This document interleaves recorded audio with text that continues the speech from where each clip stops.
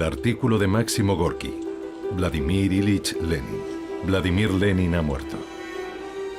Incluso algunos de sus enemigos admiten honestamente. Con Lenin, el mundo ha perdido a una personalidad, el genio más brillante entre todos los grandes hombres de su tiempo. El periódico burgués publicado en idioma alemán, Prager Tageblatt, concluyó su artículo lleno de admiración reverencial por su colosal personalidad con las siguientes palabras: Lenin parece excelso, insondable y digno de admiración, incluso en su muerte. En Occidente, la tendencia había sido convertirlo en una especie de robot mecánico, sin sentimientos humanos ni valores culturales. En la Unión Soviética era todo lo contrario. Lenin había sido convertido en un dios.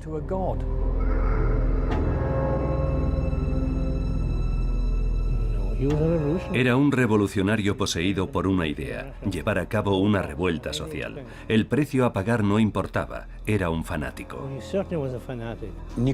Es imposible llegar a lo más profundo de una persona guiándose únicamente por las evidencias aportadas por los testigos. Primero deberíamos entender su plan de vida. Deberíamos observar las particularidades de su carácter, ya que era el típico intelectual ruso que se hacía las mismas eternas y dolorosas preguntas que Chernyshevsky y Tolstoy. No olvidemos que todo sucedió en la época de la masacre de la Primera Guerra Mundial, y fue él quien paró aquella guerra. Y debemos tener en cuenta que se propuso crear una comuna de París en un territorio que ocupaba una sexta parte de la Tierra. Era un plan titánico, y estuvo muy cerca de conseguirlo. Lenin, primera parte.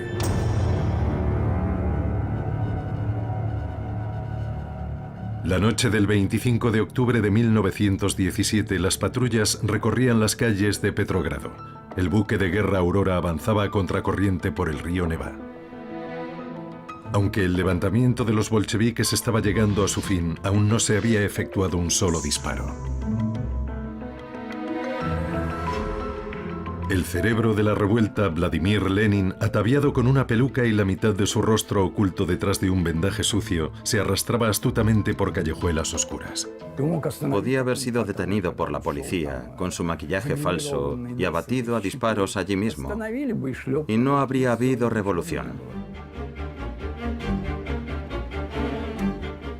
Una vez en el convento Smolny, cuartel general de la revolución, fue llevado a la habitación número 71. Los pasillos estaban sucios y apestaba a tabaco.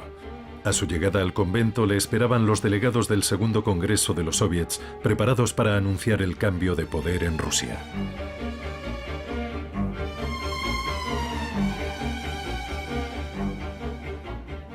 Por la mañana todo estaba hecho. Lenin dijo: una transición demasiado abrupta desde la clandestinidad al poder. Y luego añadió en alemán: mi cabeza da vueltas. Era un teórico y en realidad nunca había participado en ninguna actividad revolucionaria o en algo parecido. A las 10 de la mañana el Comité Militar Revolucionario emitió el discurso de Lenin a todos los ciudadanos de Rusia. La causa por la que el pueblo ha luchado, la abolición de la propiedad terrateniente, el control de los trabajadores sobre la producción y el establecimiento del poder soviético, se ha conseguido. La dictadura del proletariado había terminado con la vieja máquina del Estado. Entonces comenzó el fiasco de Lenin.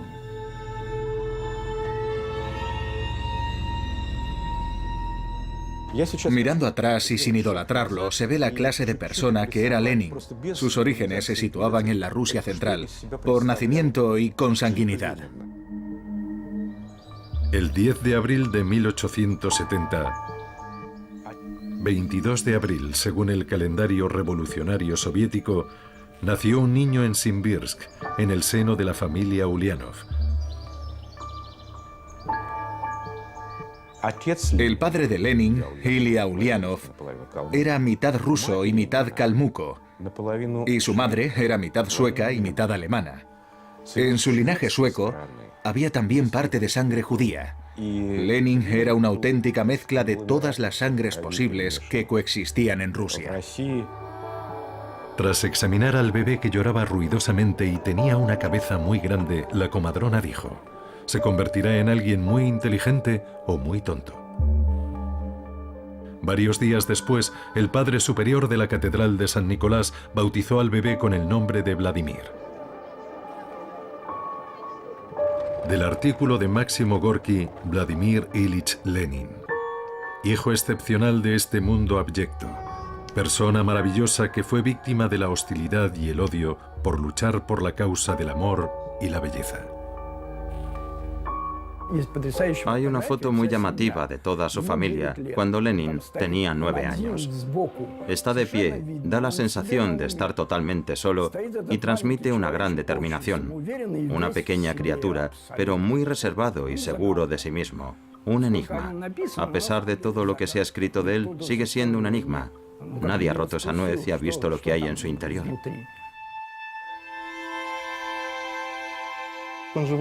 Creció en una familia llena de amor. Su madre los adoraba. Y ellos vivían impregnados de ese cariño incondicional. Y de esa manera y a lo largo del tiempo, se profesaron todos ese amor hasta la edad adulta.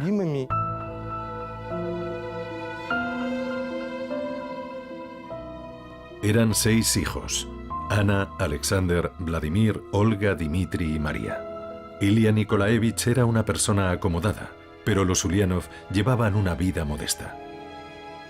Era uno de los principios de su madre. Vivía una vida aislada. La casa estaba amueblada con un estilo sobrio. El único objeto lujoso era una gran biblioteca que contenía obras clásicas y las últimas ediciones de la literatura moderna. Se puede decir que Ilia Nikolaevich era una persona leal al régimen. De hecho, se convirtió en consejero de Estado y fue condecorado con la Orden de San Estanislao de primera clase, equivalente al grado de general en la vida civil. Era una persona muy conocida en San Petersburgo y no desconocida para su majestad.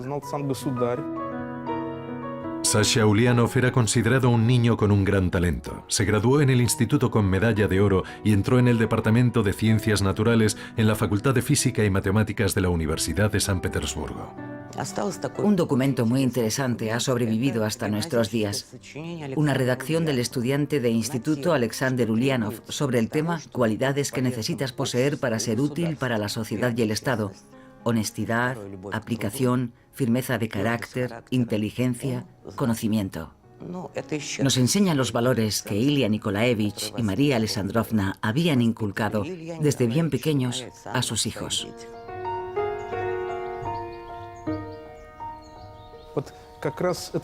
Aquellas cualidades eran también lo que la literatura, la intelectualidad y la propia cultura rusas del siglo XIX fomentaban en la gente destinada a ser la clase dirigente.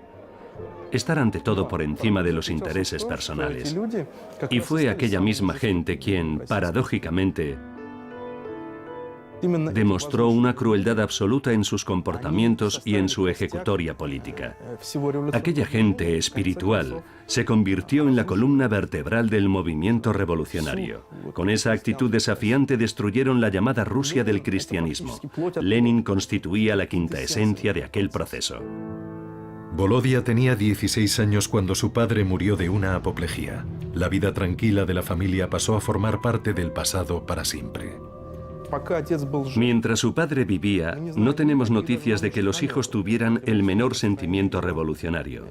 Pero desde el momento en que murió, abiertamente y sin ceremonias, Alexander, el hermano mayor de Volodia, un joven muy inteligente con un futuro brillante como científico, fundó una facción terrorista en San Petersburgo. Vendió su medalla de oro del instituto, compró explosivos y fabricó una bomba con sus propias manos, con la intención de asesinar a Alejandro III el 1 de marzo, el aniversario del asesinato de Alejandro II.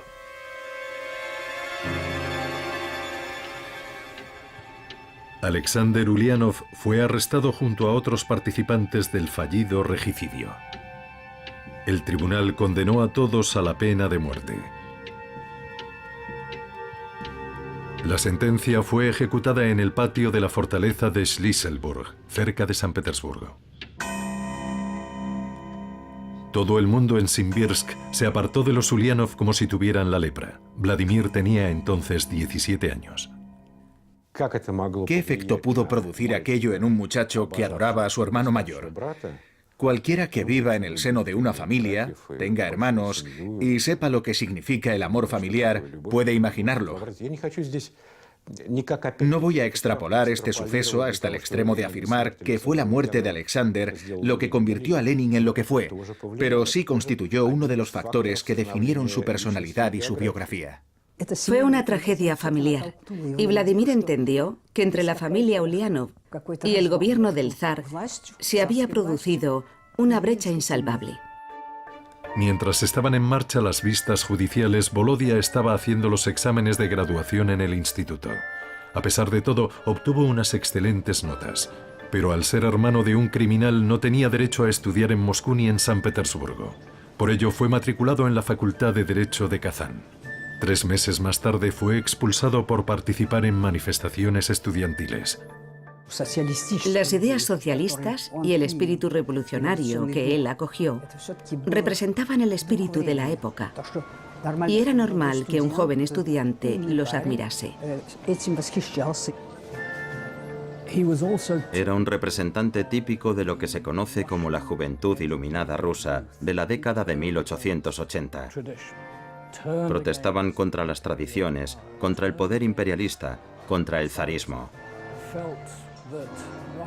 Tenían la convicción de que era humillante para Rusia vivir bajo una autocracia que se había convertido en algo obsoleto.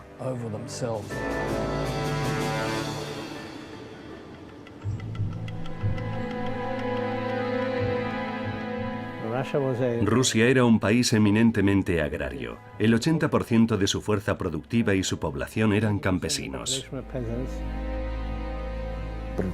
Existía el proletariado, pero solo en algunas ciudades y en escaso número. La mayor parte eran jornaleros. El capitalismo estaba ya asentado en Rusia, pero era un capitalismo sin industria. Había, utilizando el lenguaje moderno, solo instalaciones de montaje o que fabricaban unidades separadas. Rusia no podía llevar a cabo el ciclo completo, ni tampoco se le habría permitido, porque el país no tenía un sistema financiero propio. No había banco central. Los primeros bancos aparecieron en Rusia a mediados del siglo XIX. Solo había bancos británicos y alemanes. Por eso cualquier especulación en cuanto a que Rusia estaba ganando rápidamente impulso económico era sencillamente mentira. Conviene recordar que en el siglo XIX, una de las manifestaciones del darwinismo social era la idea de que al trabajador había que exprimirlo mientras soportara el sufrimiento. La duración de la jornada laboral la determinaba el momento en que los trabajadores empezaban a desfallecer. La crueldad del hombre hacia el hombre había sido ya denunciada por Dickens, Balzac y Shakespeare. Chernyshevsky y Thomas More habían escrito también sobre ello. Ninguno de los escritores humanistas había apoyado el capitalismo. Aunque la explotación del hombre por el hombre era repudiada, un trabajador no era considerado un ser humano. En Inglaterra, la situación de explotación era de auténtica pesadilla. Los niños trabajaban desde los 8 años y a los 15 ya no podían seguir trabajando porque sencillamente estaban exhaustos. A diferencia de Inglaterra, con su ética protestante, aquella situación era imposible en la Rusia ortodoxa, aunque las condiciones eran también lamentables, cuando no penosas. La cruel situación mundial provocó la aparición del marxismo. El marxismo sostenía que los trabajadores y sus patronos no llegarían nunca a un entendimiento. El filósofo y economista alemán Karl Marx llevó a cabo un análisis crítico del capitalismo y formuló la teoría de la lucha de clases. Su libro El Capital fue traducido al ruso y publicado en Rusia antes del nacimiento de Vladimir Ulianov. Se convirtió en la Biblia de muchos socialistas que expresaron su interés por el naciente proletariado. Esta sociedad es injusta y ninguna reforma puede ayudar a corregir los defectos del propio modelo. Por eso la revolución es tan necesaria.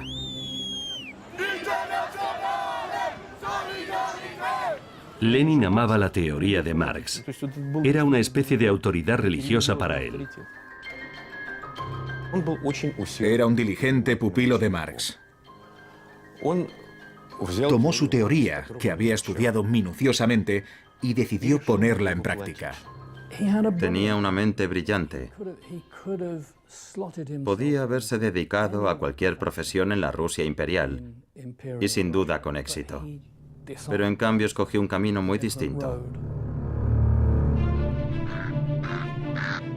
En 1891, la región del Volga estaba devastada por la hambruna. Surgieron brotes de cólera y tifus. La gente moría por miles. Ana Ulianova compraba medicamentos para dárselos a las personas enfermas.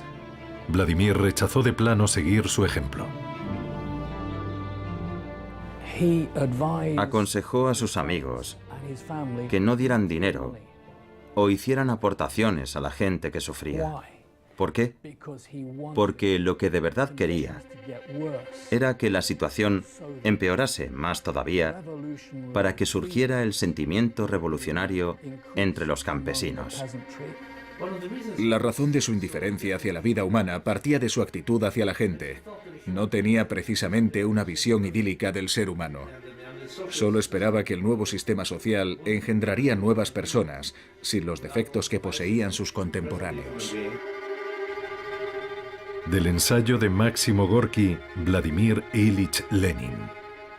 En Rusia, donde el imperativo del sufrimiento se predica como el medio universal de salvación, no he conocido a nadie como Lenin que tan enfática y profundamente detestaba y despreciaba el dolor y el sufrimiento de la gente. No era gratuito que Lenin se considerase a sí mismo un físico. Para él, la sociedad humana era materia y medio que necesitaba ser revisado y transformado.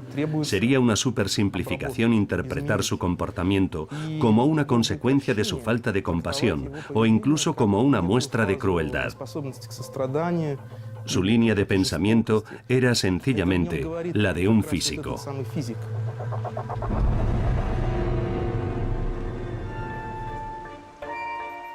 En 1893, Vladimir se trasladó a San Petersburgo.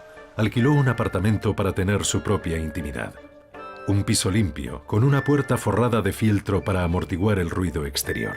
A 15 minutos a pie se encuentra la biblioteca municipal. Vladimir lee mucho.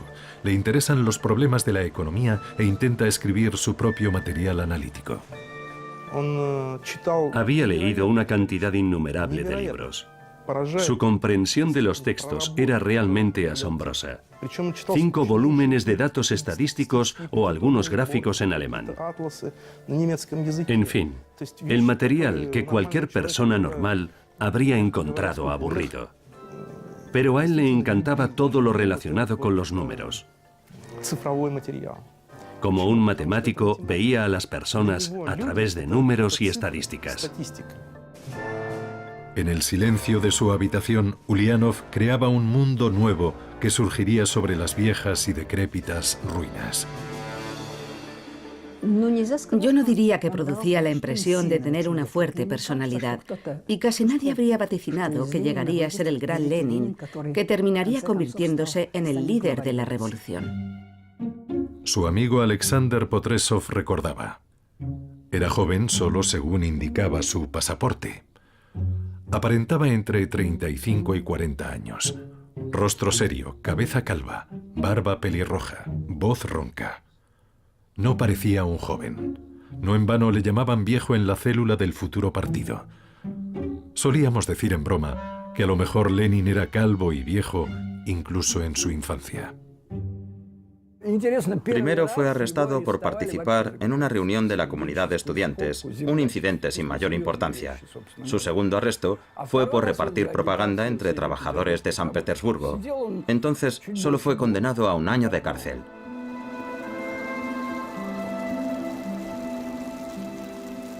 Escribía regularmente cartas a su familia, comunicándoles que su estado de salud era satisfactorio.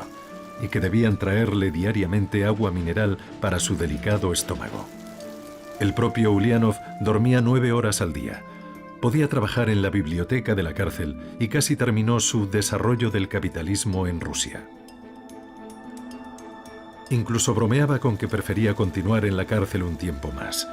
En una ocasión, por una ventana del pasillo de la cárcel, vio un tramo de acera de la calle Spalernaya. A ese lugar acudiría Nadenka más tarde para que Volodia pudiera verla. Nadenka es profesora y enseña a los trabajadores a leer, escribir y marxismo. Volodia se había enamorado de aquella chica alta y seria de cara pálida, totalmente comprometida con la causa de la revolución. Se habían conocido accidentalmente durante la Semana de la Mantequilla, en una reunión de marxistas.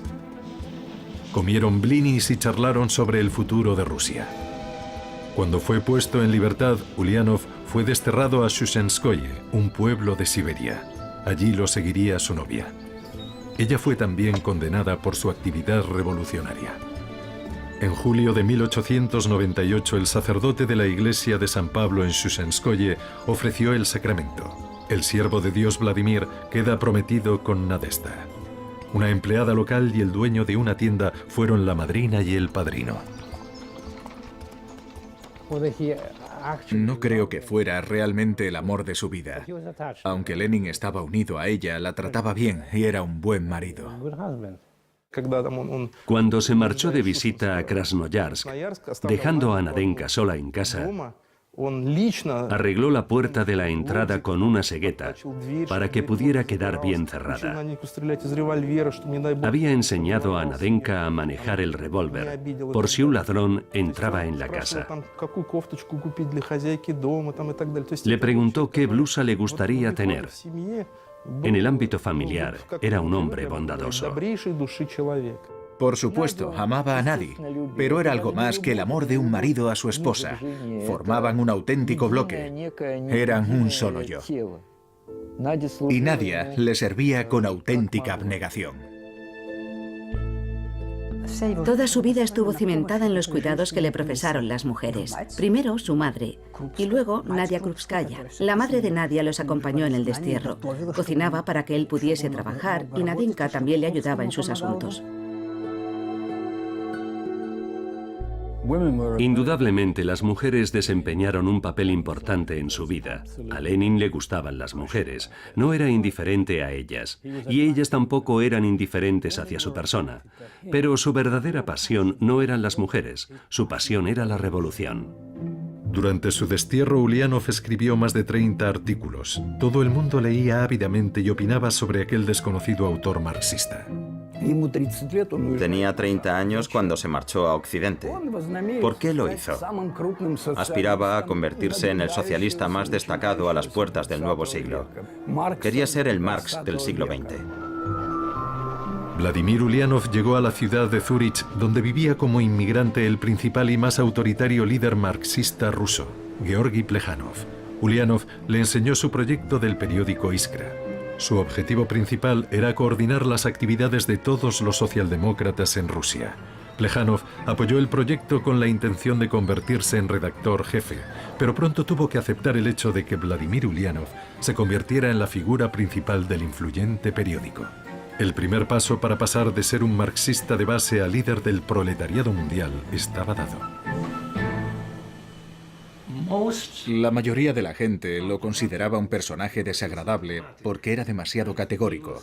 En cuanto alguien mostraba el menor desacuerdo con él, fruncía el ceño. Era incapaz de compartir el punto de vista de los demás. Solo aceptaba su propia opinión. La gente le tenía poca simpatía. Era duro y tajante. Hay muchos testimonios escritos de inmigrantes que comentan la impresión que les produjo. Desagradable en el trato. Lenin no tenía amigos íntimos. Anteponía la resolución de los problemas a cualquier otra cosa. Lo personal quedaba siempre en un segundo lugar.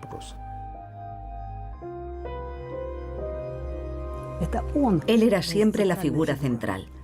De hecho, no confiaba en nadie. Solo recurría a la gente cuando necesitaba ayuda. Cuando su esposa cumplió su destierro, Vladimir la convocó en Zúrich, pero nadie fue a buscarla a la estación. Tampoco lo encontró en las señas que éste le indicaba en sus cartas. Resulta que había cambiado de dirección y había olvidado comunicárselo. Finalmente Nadia encontró a su marido.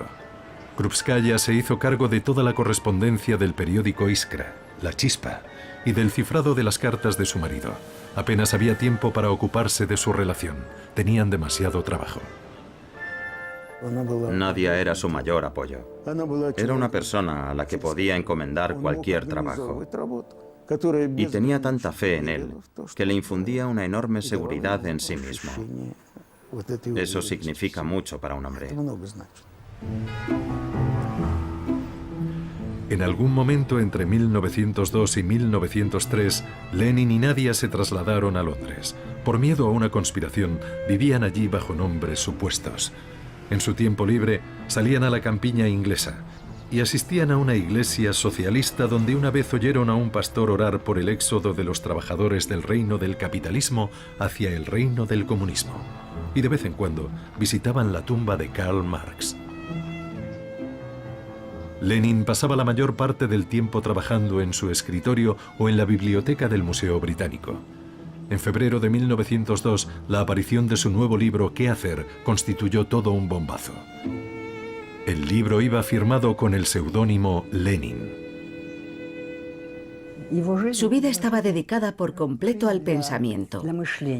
Antes que otros contemporáneos suyos, vio la importancia de contar con un partido político. No era simplemente un lugar para cotillear por donde ves la vida pasar. Era un lugar donde podías conseguir cosas concretas. Desde ese punto de vista, era una persona muy avanzada. Fue el primero en Rusia que expuso la idea de manera contundente y categórica. Solamente el proletariado podría destruir el sistema existente. Pero esa tarea titánica solo podría encomendarse a gente con determinación y debería hacerse siempre bajo la dirección de revolucionarios profesionales. En julio de 1903, en Londres, 43 delegados asistieron al segundo congreso del Partido Obrero Socialdemócrata de Rusia. Al primer congreso celebrado en Minsk habían asistido solo 9 delegados y todos habían sido detenidos. Entonces el partido no llegó a fundarse. Esta vez los marxistas se reunieron en la calle de Southgate Road, en una capilla cuyo pastor era un devoto socialista. Pero se sintieron incómodos en aquel ambiente religioso y decidieron trasladar sus sesiones al Club Comunista de la calle Charlotte. Las autoridades británicas pensaron, esta gente no supone ninguna amenaza para los intereses británicos. Y la policía consideró totalmente innecesario impedir los actos. Finalmente, en Londres se fundó el Partido Socialdemócrata con su propio estatuto y programa revolucionario.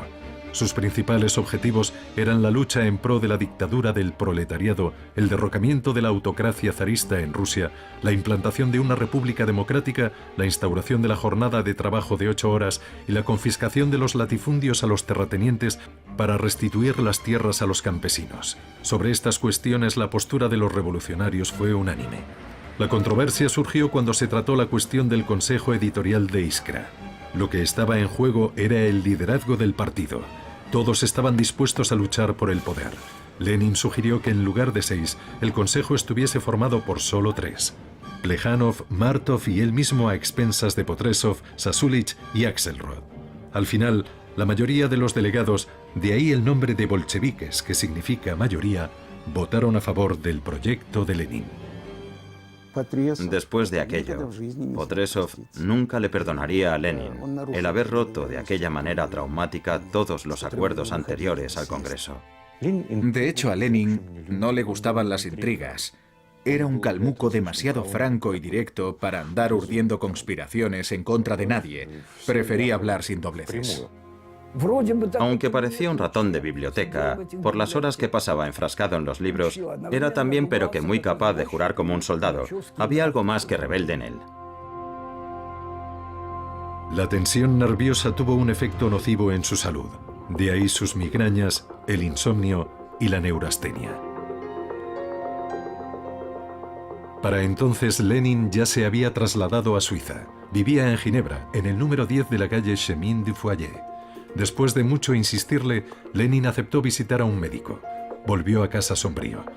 Cuando Nadia le preguntó por su diagnóstico, respondió secamente: el cerebro. El doctor le recomendó la necesidad de aliviar durante un tiempo la tensión a la que estaba sometido, pero nunca siguió sus recomendaciones. Seguía trabajando en la biblioteca, escribiendo artículos, todo tipo de notas y cientos de cartas a diario. Estaba convencido de que se podía dirigir la labor del partido en Rusia a distancia. Cuando la correspondencia estaba lista, Lenin la llevaba personalmente en bicicleta hasta la oficina de correos. Los mensajes más importantes eran transmitidos de forma oral o viajaban ocultos en maletas con doble fondo. Todo lo de valor era transportado por los mensajeros que cruzaban la frontera tanto legal como ilegalmente.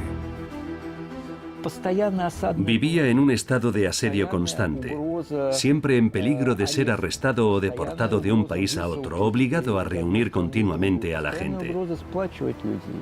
La familia de Volodia trabajó muy duro para sostenerlo. El primer equipo de Iskra lo formó con sus parientes más cercanos, sus hermanas y sus esposos. Necesitaba aparentar que contaba con gente en el partido para no parecer un simple socialista ruso aislado. En realidad quería aparecer como alguien que representara cierto poder. Había otros socialistas que vivían en Rusia. Ellos se encargaban allí del trabajo clandestino. Él habría continuado gustoso su trabajo en las bibliotecas suizas, escribiendo, aprendiendo y estudiando. Suelo visitar la sala de lectura de la Biblioteca de Ginebra y allí siempre pregunto por el lugar donde se sentaba Lenin.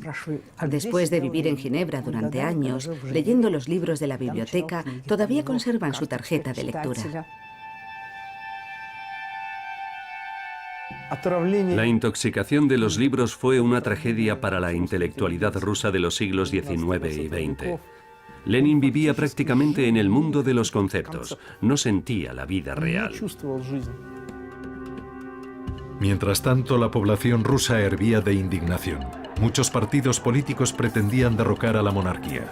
Los revolucionarios sociales organizaban ataques contra los altos funcionarios. Y los campesinos estaban furiosos por no haber recibido las tierras después de la abolición de la servidumbre. Hubo una reforma en 1861 en virtud de la cual algunas tierras fueron entregadas a los campesinos, pero no todas. Algunos campesinos se vieron obligados a hacer pagos de amortización.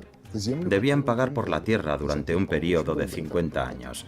De hecho, la revolución de 1905 fue principalmente una revolución contra esas amortizaciones.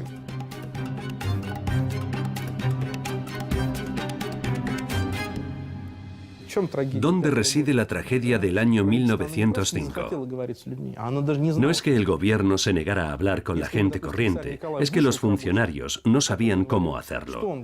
Si Nicolás II se hubiese dirigido a los trabajadores el 5 de enero, ¿qué les habría dicho? ¿Qué hubiera podido decir para calmarlos? No era solo una demanda pidiendo un aumento de los salarios. La gente exigía medidas políticas. El caso es que el zar se encontró en un callejón sin salida. Estaba plenamente convencido de que hacía todo lo posible para mejorar la vida de los trabajadores. De hecho, intentó en la medida de lo posible presionar a los fabricantes. Pero conviene recordar que Nicolás II dependía de ellos. Las fábricas producían cañones e incluso aviones. Si ejercía demasiada presión, Rusia se habría quedado sin armamento. El equipamiento del ejército era una prioridad en ese momento. El Imperio ruso llevaba un año en guerra con Japón. Tropas de tierra fueron desplegadas al extremo oriente, al área de hostilidades.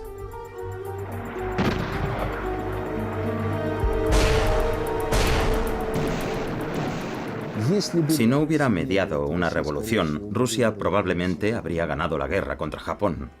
Por eso la revolución fue intensamente apoyada por los servicios secretos japoneses y por muchos otros. Por otra parte, si no hubiese habido guerra ruso-japonesa, la revolución de 1905 habría sido ahogada aún más rápidamente. En la mañana del 11 de enero de 1905, Lenin se enteró por los periódicos de los acontecimientos del Domingo Sangriento en San Petersburgo. Esta noticia lo llevó a un estado de enorme excitación. Ahora nada podía detener ya la revolución. Y Lenin se sentó a escribir sus artículos en los que llamaba a los trabajadores rusos a iniciar una revuelta armada. Es una extraña paradoja. Lenin anhelaba la revolución y escribía mucho sobre ella, pero de alguna manera las revoluciones siempre estallaban en su ausencia. Y sin embargo, no se apresuró a trasladarse a Rusia de inmediato. Hubo otros que sí lo hicieron, pero él permaneció esperando. Creo que hay dos facetas en Lenin bien diferenciadas.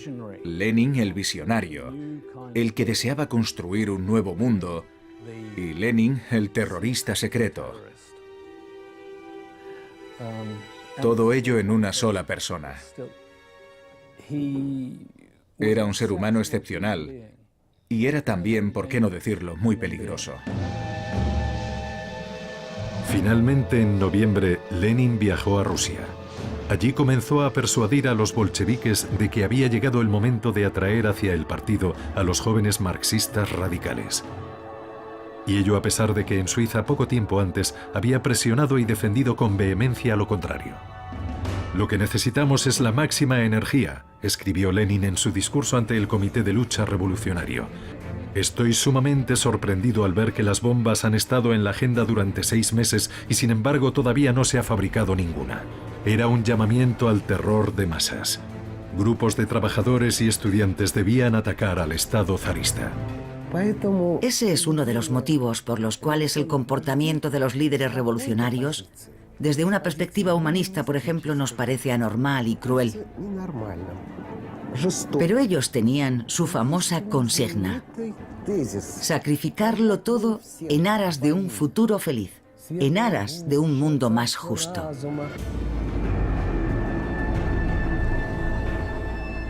Esa era la norma en la época de la revolución. A principios de diciembre, los disturbios callejeros estallaron en las calles de Moscú.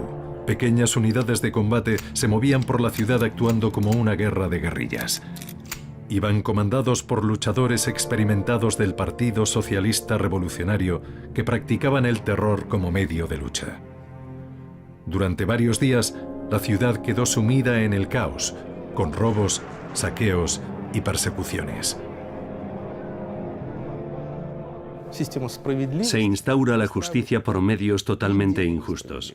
Se instaura la igualdad a través de una profunda desigualdad, y me refiero a la desigualdad social. Se instaura el amor a través del odio ignominioso. Y la sociedad resultante no nace en un ambiente soleado, sino en su faceta más sombría. En diciembre, la policía y el ejército necesitaron 10 días para ahogar la revuelta e instaurar algo parecido al orden público. Después de aquello, la revolución se apaciguó, pero las manifestaciones se siguieron sucediendo aquí y allá hasta 1907. 9.000 personas fueron víctimas del terror revolucionario. Por parte del gobierno zarista, los tribunales condenaron a muerte a 3.574 personas. El Partido Obrero Socialdemócrata de Rusia fue sometido a una dura represión y sufrió grandes pérdidas en la Revolución de 1905. Al final cayó en decadencia. El asalto al poder era inviable en 1905 o 1906. Se necesitaban condiciones excepcionales de lucha social para tener así al menos la oportunidad de alcanzarlo. Lenin y Nadia tuvieron que emigrar a París, ciudad que desagradó especialmente a Lenin y a la que calificó de agujero inmundo. No obstante, fue a París donde los emigrantes revolucionarios acudieron en tropel. En 1992 fui a visitar el apartamento de Lenin en la calle Marie-Rose. Los comunistas franceses me permitieron verlo. En el dormitorio vi 2 camas estrechas de hierro. Me quedé atónito. Vivía con muchas más comodidades que la mayoría de los revolucionarios en Londres, París o Ginebra, porque procedía de una familia burguesa. Nunca pasó hambre. Siempre llevaba un traje de 3 piezas y un par de botas de calidad. También utilizó recursos de la tesorería del partido ya que nunca obtuvo mucho dinero con sus publicaciones. Su madre también le ayudó económicamente. Recibía una pensión del imperio por su marido. Resulta bastante irónico, después de todo, que Lenin estuviera organizando una revolución con la ayuda de su madre, es decir, con el dinero de la pensión de su padre, que había sido precisamente funcionario del Estado. El 26 de noviembre de 1911 en París se produjo un hecho luctuoso en el seno de una importante familia revolucionaria. La hija de Marx, Laura, y su marido Paul Lafargue se suicidaron. Al enterarse, Lenin le dijo a Nadia, si uno no puede ser ya de ninguna utilidad al partido, debería morir como ellos. Durante el funeral, Lenin pronunció un discurso. Y fue allí en el propio cementerio donde conoció a Inesa. Él tenía 41 años, ella 35. Era una mujer emancipada, muy adelantada para su época. Y desde luego actuaba como tal. Inesa Armand era de ascendencia francesa. A la edad de 15 años su familia se trasladó a Rusia. Había estado casada 2 veces y tenía 5 hijos. Y de repente se sumó a la actividad revolucionaria. Se unió al partido. Por su participación activa en la revolución de 1905, fue desterrada a la región de Archangelsk, pero consiguió evadirse y, provista de documentación falsa, huyó al extranjero. En su apartamento de Bruselas se celebraban reuniones y se ocultaban armas, municiones y literatura subversiva. Inesa llevó a cabo una agitación activa en el extranjero y se convirtió en la confidente de Lenin. No hay duda de que Lenin la amaba. Era su amante, no solo una compañera del partido. Y sus sentimientos eran sinceros. Sin embargo, en las cartas publicadas no se hacía ninguna mención a esa relación. A Lenin no le gustaba hablar de ello, y ella tampoco era probablemente una mujer muy locuaz. En aquellos tiempos no era algo bien visto. Si alguien piensa que una persona que está reconstruyendo el mundo puede ser un mujeriego, se equivoca profundamente. Estamos hablando de un hombre muy especial. Durante toda su vida, Lenin solo tuvo un amor, y ese amor se llamaba la Gran Revolución Rusa.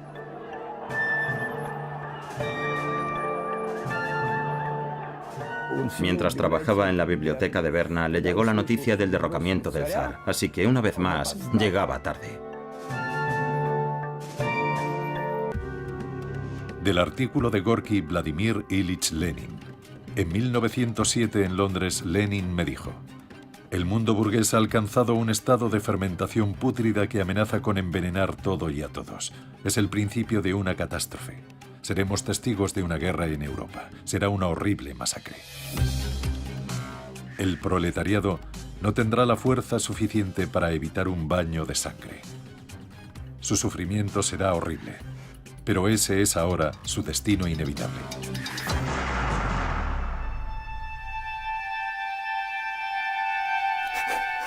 Lenin, segunda parte. El conflicto armado fue bautizado casi de inmediato como la Gran Guerra. El mundo no había conocido nunca nada parecido. Las hostilidades se extendieron a los Balcanes, Oriente Medio, el Cáucaso, Europa y África. Casi 40 países se involucraron en el conflicto. De no haber sido por la Primera Guerra Mundial, Lenin habría permanecido probablemente en Suiza el resto de su vida. Es posible que hubiera visitado ocasionalmente la Biblioteca Británica en Londres y que hubiera pasado sus vacaciones en la costa francesa o en las montañas suizas. Y seguramente también hubiera seguido criticando ferozmente el sistema burgués, pero fue la Primera Guerra Mundial lo que le dio la oportunidad. Se han escrito novelas muy duras sobre la Gran Guerra, como por ejemplo Adiós a las armas de Hemingway o La muerte de un héroe de Aldington.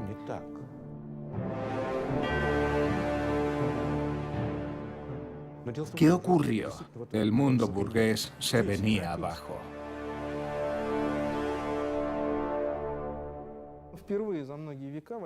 Por primera vez existía la oportunidad de ganar una guerra utilizando máquinas.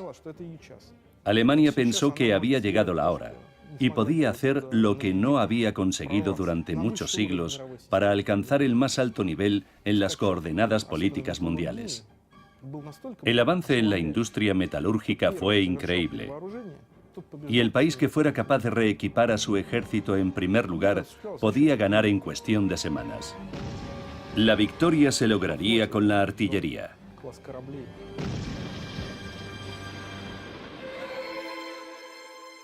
Una nueva clase de buques de guerra apareció en la Armada. Los compramos en Occidente porque no teníamos medios ópticos ni caucho.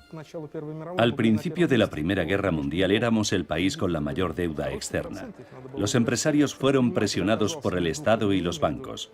Los trabajadores, por su parte, se encontraron doblemente presionados. Aquello tuvo que ver en el impulso del movimiento revolucionario. Lenin creía que era necesaria la derrota de Rusia en la guerra. Se le puede reprochar haber traicionado a su país, es cierto. Él se consideraba un traidor. Pero muchos rusos realmente creían que una persona decente no podía ser leal a este país.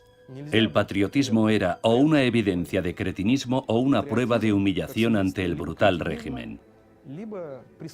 Y Lenin seguía esa misma línea de pensamiento. La idea de Lenin era mostrar a la gente que había un problema de intereses de clase, no de patriotismo. Él no pensaba que los alemanes fueran a matar a los rusos. Consideraba que ese problema no existía en absoluto. Había que buscar las causas de la guerra y luchar no contra el representante de otra nación, sino contra el representante de otra clase. En febrero de 1917 estalló una revolución en Rusia. Antes de eso, los disturbios del PAN, marchas contra la guerra, manifestaciones, huelgas en las empresas industriales. El 27 de febrero de 1917, una huelga general se convirtió en un levantamiento armado. El ejército derrotó a los rebeldes. La Revolución de Febrero tuvo lugar porque la política imperial rusa llegó a un callejón sin salida durante la Primera Guerra Mundial. Lenin esperó a que estallase la revolución mientras residía en el extranjero. Escribía libros, traducía artículos y llevaba una vida tranquila. Y a diferencia de otros, vio que era el momento de aprovechar la oportunidad y que el final del Imperio ruso estaba muy cerca. En Rusia prácticamente todo el mundo participaba en los disturbios. Todos eran activistas de diferentes facciones del radicalismo. No había estratos sociales leales al régimen, ni siquiera la élite del Imperio ruso. Aparentemente quedaban los terratenientes y la nobleza, aunque de una forma muy precaria. Pero de repente desaparecieron. Nicolás II se encontró en un vacío absoluto. Su último movimiento, catastrófico para Rusia, fue abdicar del trono. En estos tiempos de la lucha contra los enemigos extranjeros, Dios nuestro Señor ha deseado enviar una nueva y dura prueba sobre Rusia. Los disturbios populares internos amenazan con tener un efecto desastroso sobre el devenir de esta persistente guerra. En estos días decisivos de la vida rusa, hemos considerado que lo mejor es renunciar al trono del Imperio ruso. Firmado, Emperador Nicolás.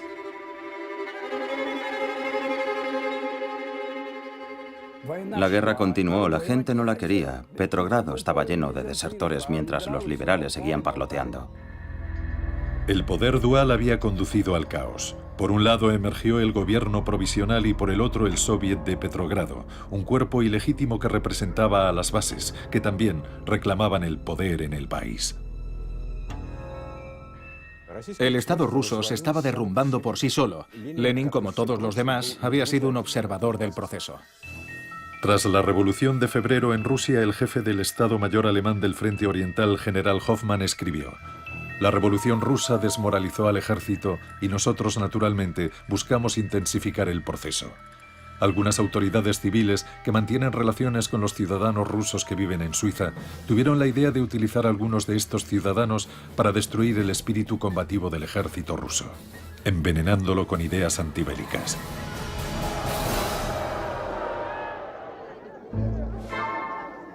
Para llevar a cabo la revolución en su país, reunieron a un gran grupo de exiliados y refugiados políticos que se habían establecido en el extranjero en momentos distintos y por razones diferentes. Junto con Lenin había bolcheviques, socialrevolucionarios, mencheviques y anarquistas, y sus familias. Había 50 aparatchiks, miembros del aparato del Partido Comunista, en total.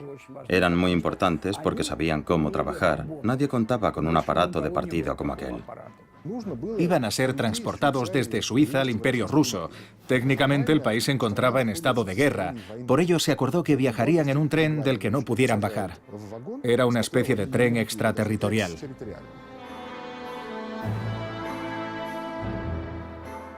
El 9 de abril, un grupo de emigrantes se reunió en la estación de Zúrich. La gente gritaba acusando de traidores a los pasajeros que se disponían a partir y clamaban que serían colgados en Rusia por provocadores. Los pasajeros respondieron cantando la Internacional. Nada más partir el tren, Lenin pidió que se dejase de cantar y se estuviera en silencio. Quería trabajar. Karl Radek se fue a fumar al baño. Cuando Lenin se enteró, montó en cólera. No quería que nadie fumara en el tren, ni tampoco que cantara o le perturbase durante la noche. Era un hombre bastante complicado para convivir con él.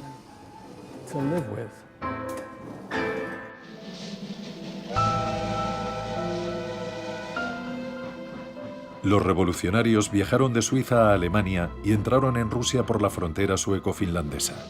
El 13 de abril de 1917, Lenin y sus camaradas llegaron a la estación de Finlandia en Petrogrado. Aquella noche, el andén de la estación estaba atestado de gente que había ido a ver a Lenin como si fuera una celebridad de la época. El partido envió una guardia de honor a la estación. Cuando Lenin la vio, le dijo a su mujer: «Me van a arrestar». Parecía enteramente un extranjero. Llevaba una corbata de lunares y zapatos de tacón alto, porque quería parecer más alto de lo que era. Llevaba también un bombín, sombrero muy popular entre los empleados suizos, con la visera ligeramente doblada hacia arriba. Sus camaradas del partido le dijeron: «Vladimir Ilich, quítate esa cosa horrible». Uno de los trabajadores, un hombre desconocido, le dio su gorra, y Lenin no paraba de quitársela sin saber qué hacer con ella. Lenin pronunció un discurso corto y efusivo, ganándose de inmediato la simpatía de la gente. Poseía un extraordinario magnetismo personal. Marineros, camaradas, os saludo sin saber si creéis o no en las promesas del gobierno provisional. Pero sé que cuando os prometen tantas cosas os están engañando. El pueblo necesita paz. El pueblo necesita pan. El pueblo necesita tierra. Y ellos os dan guerra, hambre, no pan. Los terratenientes siguen siendo los propietarios de las tierras. No estaba claro hacia dónde ir, a quién creer, qué ocurriría al día siguiente. De manera que cuando aparece un hombre que dice: «Yo sé exactamente lo que hay que hacer, escuchadme y haced lo que yo os diga», bueno, esto proporciona sin duda excelentes resultados. Habéis hecho un gran trabajo.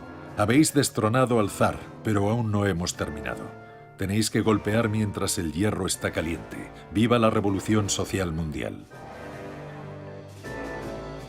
Encontró las palabras que le catapultaron al poder. Cuando él proclamó todo el poder para los soviets, los demás decían cosas bonitas, pero sin efecto.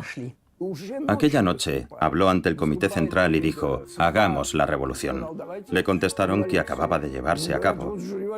«No, necesitamos hacer otra», replicó. Aunque tenía solo 47 años, pensaron que aquel viejo había vivido demasiado tiempo en Occidente y no entendía nada. Era un loco peligroso y obsoleto, pero tenía el don de la persuasión.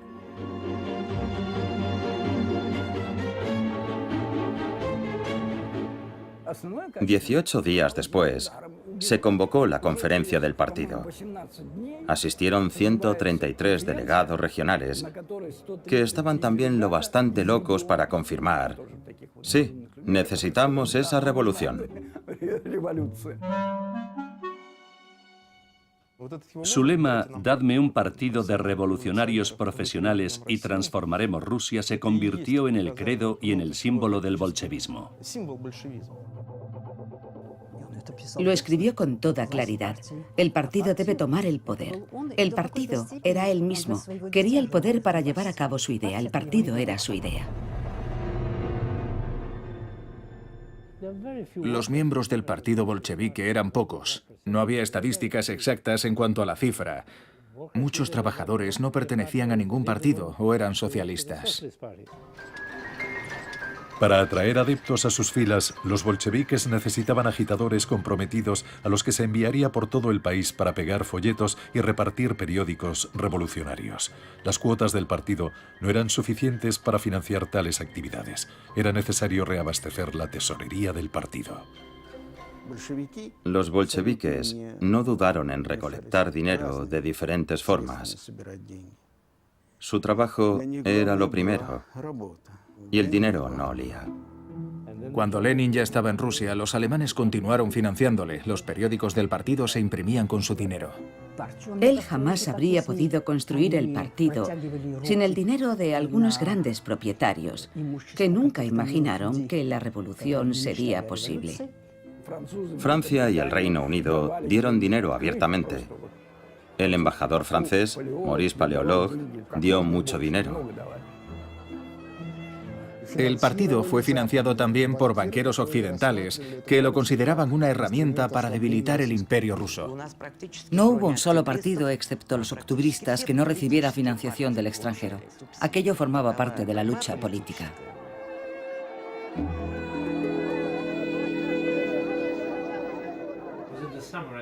En el verano de 1917, en un mitin socialdemócrata, Tsereteli, un menchevique, dijo que no había partido en Rusia que quisiera tomar el poder.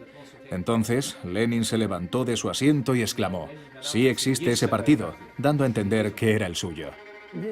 Los asistentes se echaron a reír, porque sabían que su partido apenas tenía ninguna influencia. En el archivo central del partido se conserva el diario de Víctor Chernov, líder de los socialrevolucionarios. En él escribió: «Todos entendimos que asumir la responsabilidad del destino de Rusia en el otoño de 1917 significaba sangre sucia y trabajo sucio para aquel movimiento espontáneo». Dejaron vía libre a los bolcheviques y a Lenin con la esperanza de que arreglasen el desaguisado, pero no permanecieran en el poder. Entonces vendremos como caballeros con brillantes armaduras y construiremos un Estado auténticamente democrático. Y como ahora sabemos, fue una vana ilusión. El 24 de octubre, carros blindados entraron en la plaza frente al Instituto Smolny. Grupos de hombres armados ocuparon el Banco de Estado, la oficina de correos, la agencia telegráfica, las estaciones de tren Nikolaevsky y Baltic. Posteriormente fueron reforzados con marineros de Kronstadt. El buque de guerra Aurora avanzaba a contracorriente por el río Nevá y se detuvo cerca del Palacio de Invierno. A las 21:40 un disparo de fogueo efectuado desde el Aurora marcó el comienzo del asalto. A las 2 de la mañana el palacio fue tomado por los atacantes. El gobierno provisional fue arrestado. A las 5 de la mañana se proclamó el poder soviético sin efectuar un solo disparo.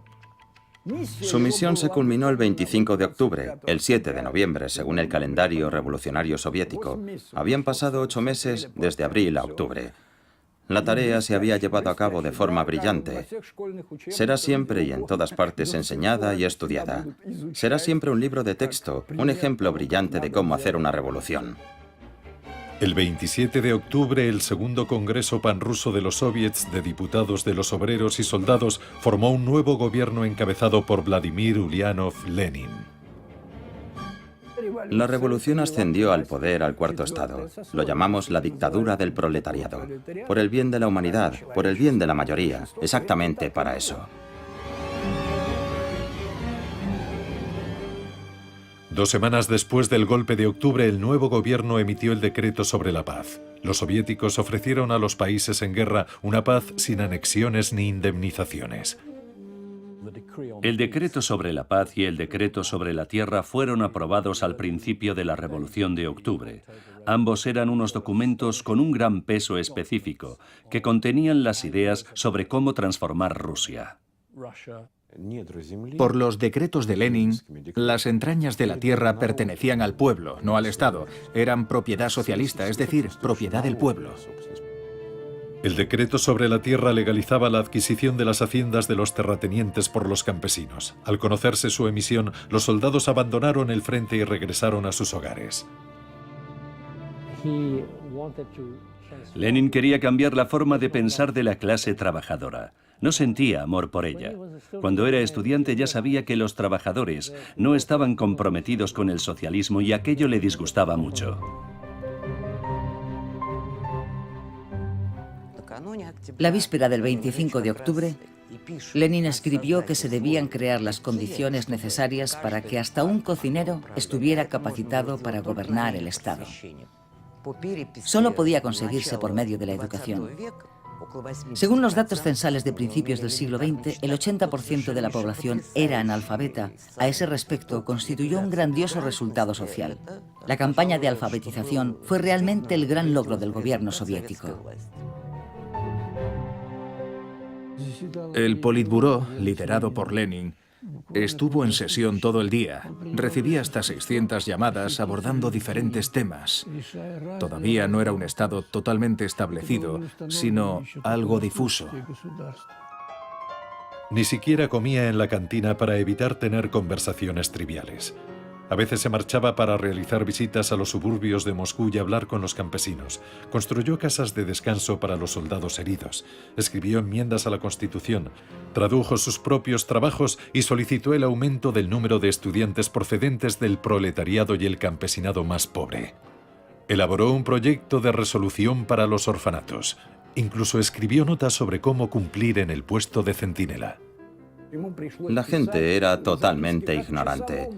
El país era bárbaro y analfabeto. No sabían qué decir, y él les enseñó a decir alto o disparo. Inventó señas y contraseñas. Lo hizo todo.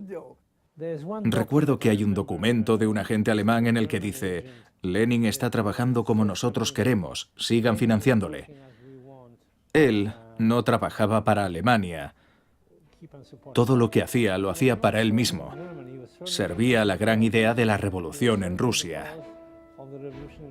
Simplemente resultó que los intereses de Lenin y los de Alemania coincidieron.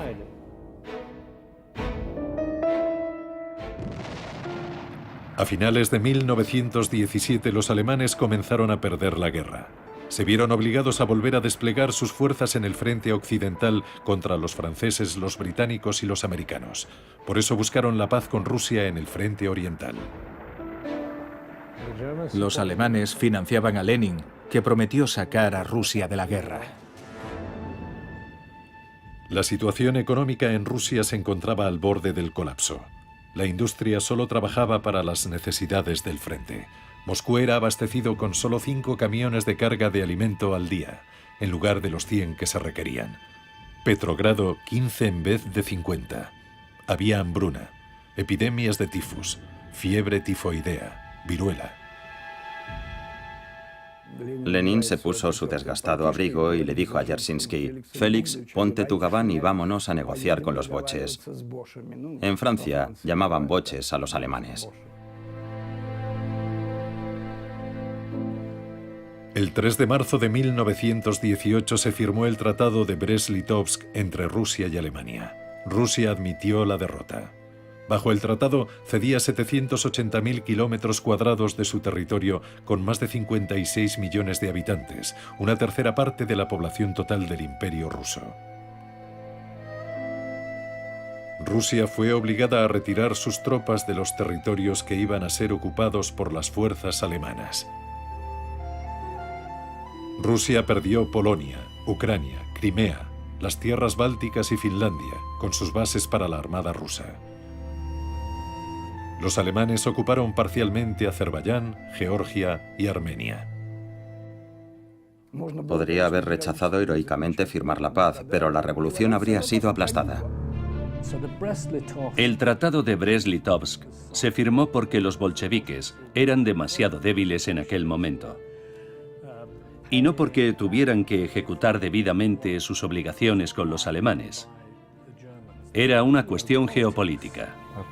Casi todo el partido se opuso a su posición en el tratado. Todo el mundo decía que era una paz vergonzosa y que el país no debería firmarla, pero Lenin dijo que eso le traía sin cuidado. El mero hecho de que 1 millón de rusos sobrevivieran fue un logro personal de Lenin. Él paró aquella guerra. Pero estalló la guerra civil y el ganador sería quien estuviera dispuesto a sacrificar su vida.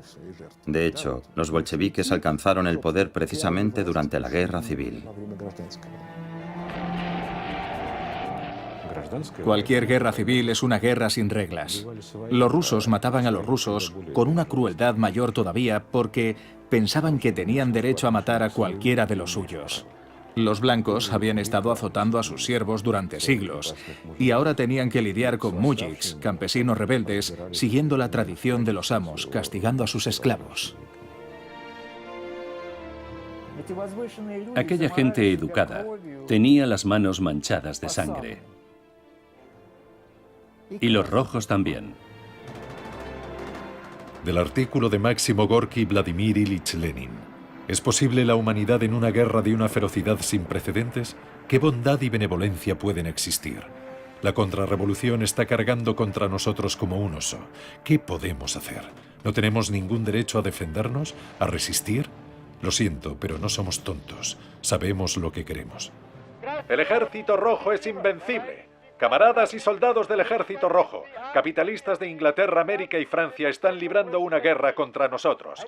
Envían dinero y suministros militares a los terratenientes rusos que lideran tropas contra los soviets desde Siberia y el Cáucaso septentrional con el objetivo de restaurar el poder del zar, el poder de los terratenientes y los capitalistas. Pero nunca lo conseguirán.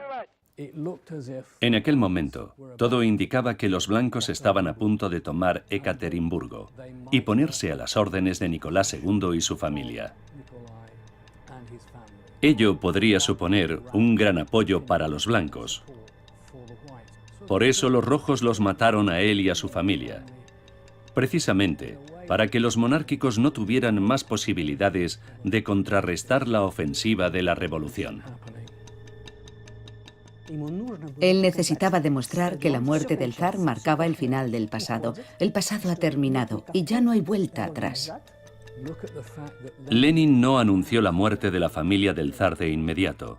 Le aterraba pensar que si se conocía lo que había sucedido con la familia del zar, pudiera producirse un cambio dramático en la actitud de la gente hacia el Consejo de Comisarios del Pueblo, hacia él y hacia el resto del liderazgo político. Aunque no hubo una orden escrita, todas las circunstancias ponen de manifiesto que los bolcheviques de Ekaterimburgo habían recibido el plácet de Moscú o alguna otra forma de aprobación. ¿Por qué estuvieron tan sincronizados la ejecución de la familia del zar y el atentado a Lenin?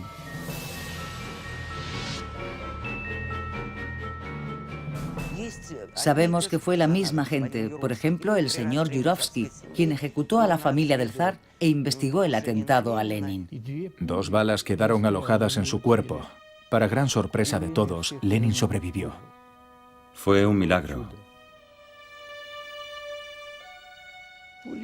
Las balas permanecieron alojadas en el cuerpo de Lenin nada menos que 2 años.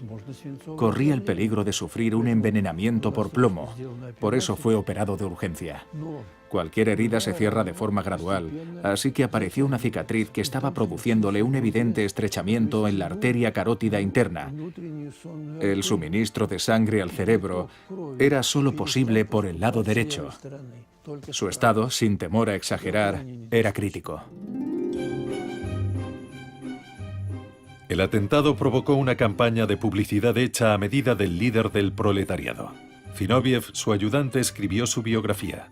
Bonch-Brujevich, el director ejecutivo del gobierno soviético, convenció a Lenin para que permitiera ser filmado en el jardín del Kremlin. El diario Pravda publicaba a menudo fotografías suyas. Lenin recibía visitas de pintores y escultores. El pintor Anenkov, uno de los artistas que dibujó a Lenin del natural, recordaba que la primera vez que se reunió con él le preguntó ¿cuál va a ser su enfoque del retrato? El artista dijo, me gustaría representar la personificación del impulso revolucionario. Vladimir Ilich le dijo, ¿no es eso una exageración? Y Anenkov contestó: «Mire, Vladimir Ilich, no me interesa retratar a un hombre corriente con barba». Tenía en mente un proyecto histórico no solo para cambiar a Rusia, sino para cambiar el mundo entero.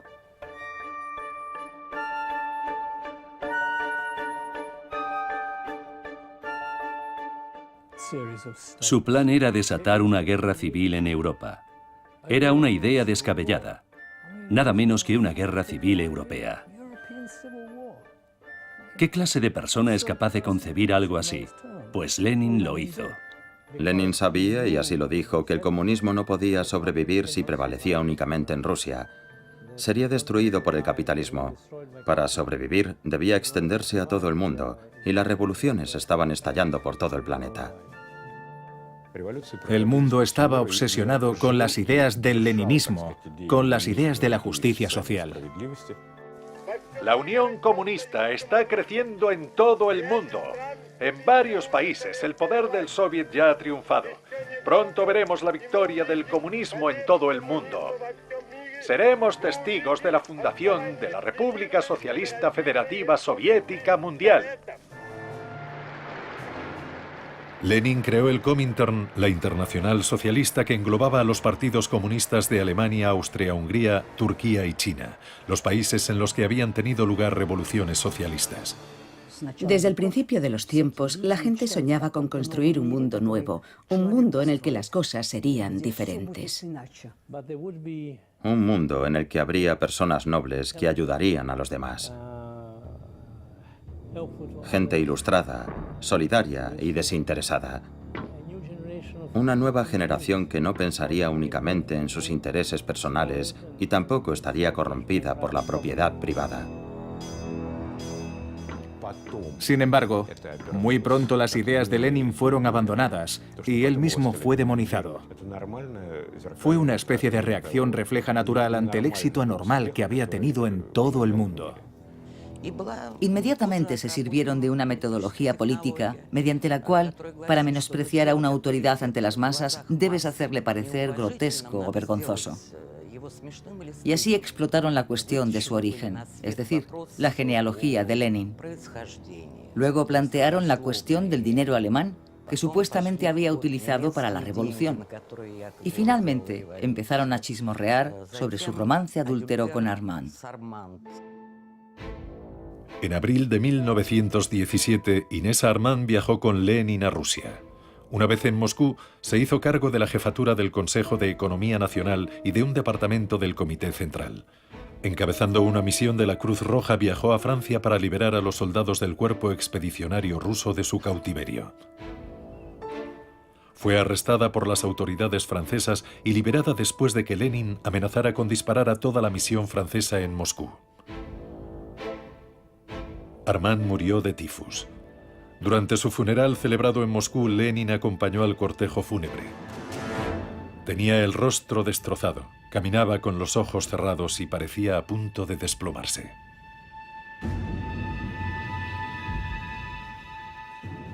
Podía derramar algunas lágrimas, pero él consideraba que eso formaba parte de su vida privada, una zona vetada, prohibida hacia los demás. En cuanto salía de esa zona emergía su otro yo, el que se prohibía a sí mismo las debilidades de un hombre.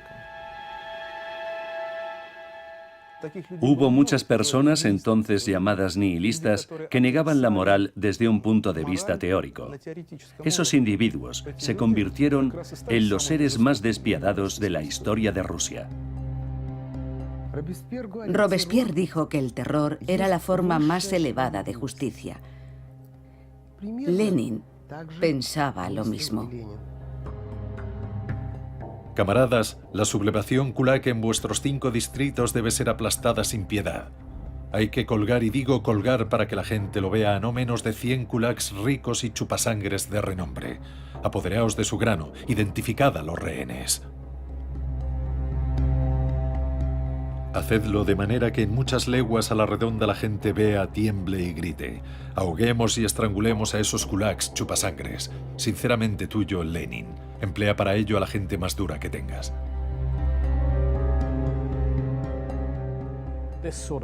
Esa faceta de Lenin nunca fue revelada hasta el final de la Unión Soviética. La sociedad nunca vio a Lenin desde ese prisma, el Lenin que estaba dispuesto a utilizar el terror despótico.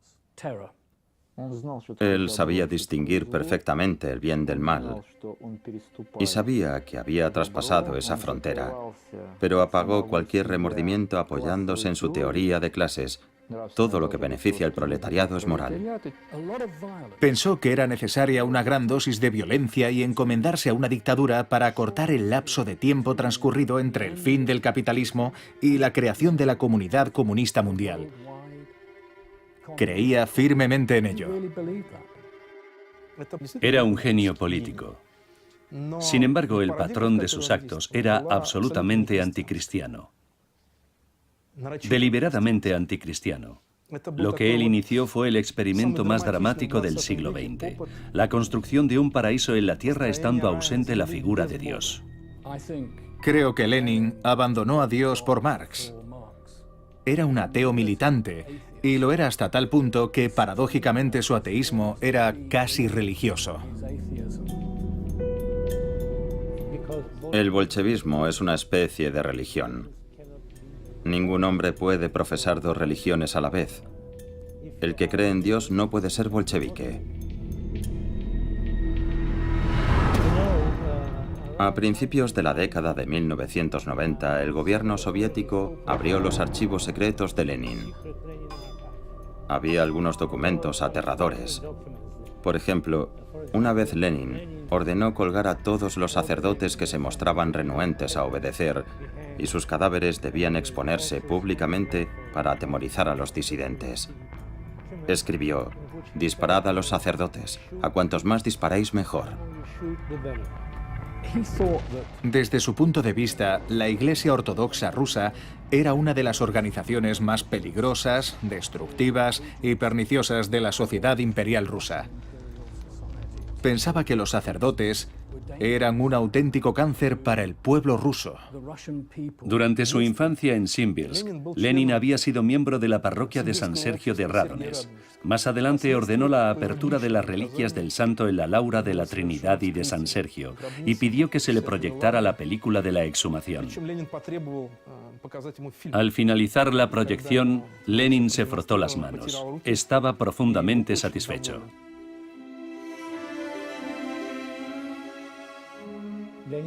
Lenin quería el dinero de la Iglesia, en la medida de lo posible, para llenar las arcas del tesoro.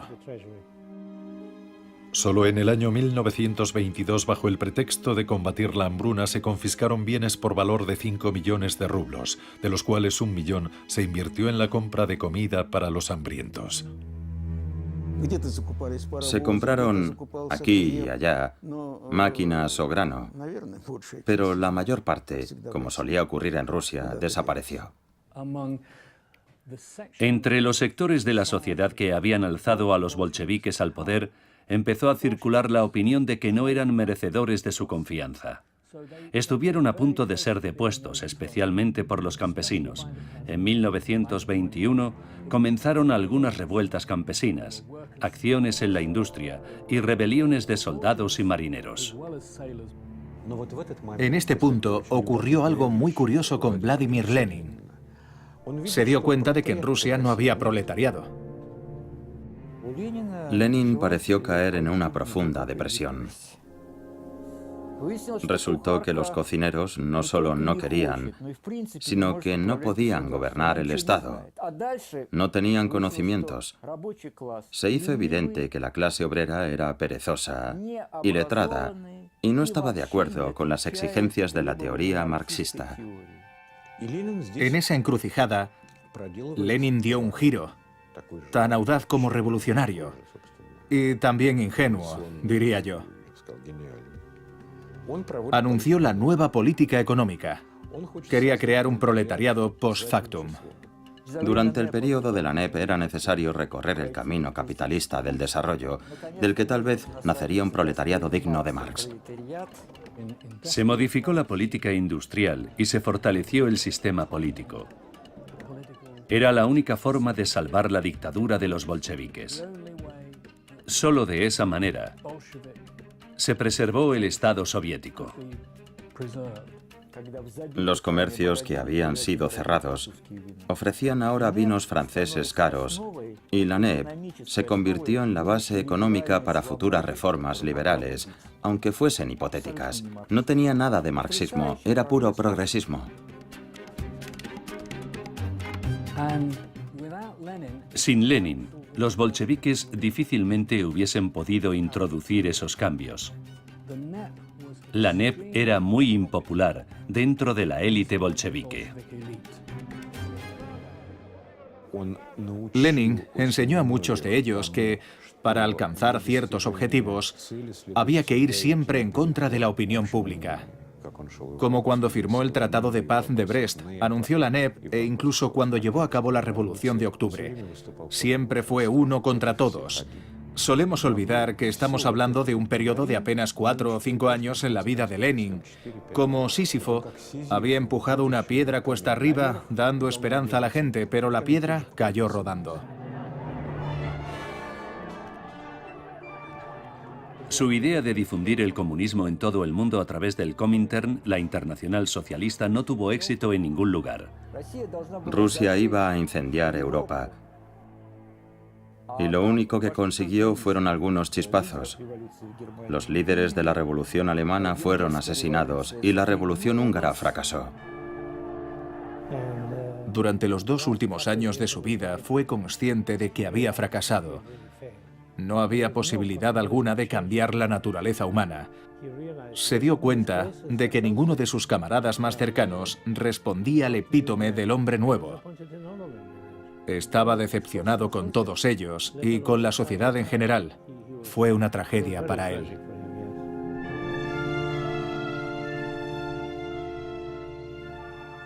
La última vez que controló realmente las cosas fue en la primavera de 1922. A partir de ahí comenzó a sufrir ataques de apoplejía y ya no podía trabajar. Lo dejaron postrado en la cama y le prohibieron las visitas. Su hemisferio izquierdo estaba deteriorado. El lado derecho de su cuerpo se fue paralizando poco a poco desde las piernas hacia el tronco. Lo único bueno es que su mente permaneció más o menos lúcida. Trató de dictar una serie de artículos y notas, pero esas notas y esos escritos nunca llegaron a sus destinatarios. Fue un sentimiento trágico para él. Durante 2 años, Lenin estuvo sin trabajar. Su secretario personal, Zinoviev, le traicionó. Desvió los asuntos a Stalin, ignorando el hecho de que Lenin seguía vivo. Ambos consideraban a Lenin una especie de material de desecho. Lenin era consciente de que estaba muy enfermo. Le preguntó ansiosamente a sus médicos: ¿perderé el juicio? Temía volverse loco. Eso era muy importante para él. Estaba literalmente destrozado. En el momento de su muerte era un hombre desmoralizado. Una de las pocas expresiones que todavía utilizaba al final de su vida era «Dios santo, Dios santo». Sus médicos lo mencionaban a menudo en sus notas. Tal como recordaron algunos miembros de su cuerpo de seguridad, Lenin permanecía en su mecedora ataviado con una gorra, envuelto en su abrigo de piel, aullando a la luna. Lloraba y gemía, por decirlo de alguna manera. No creo que fueran solo momentos de demencia. Creo que revelan también la terrible agonía y sufrimiento del hombre que se encuentra en la antesala de la muerte.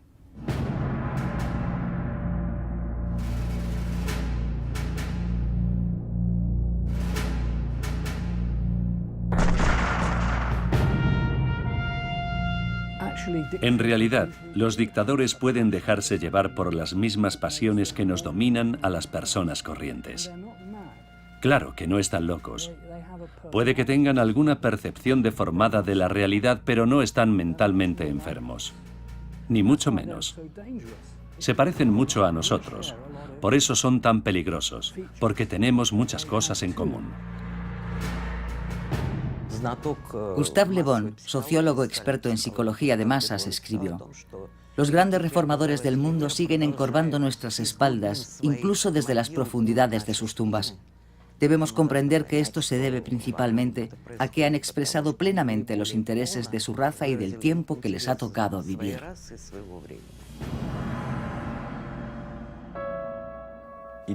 Las ideas son inmortales, las ideas no mueren.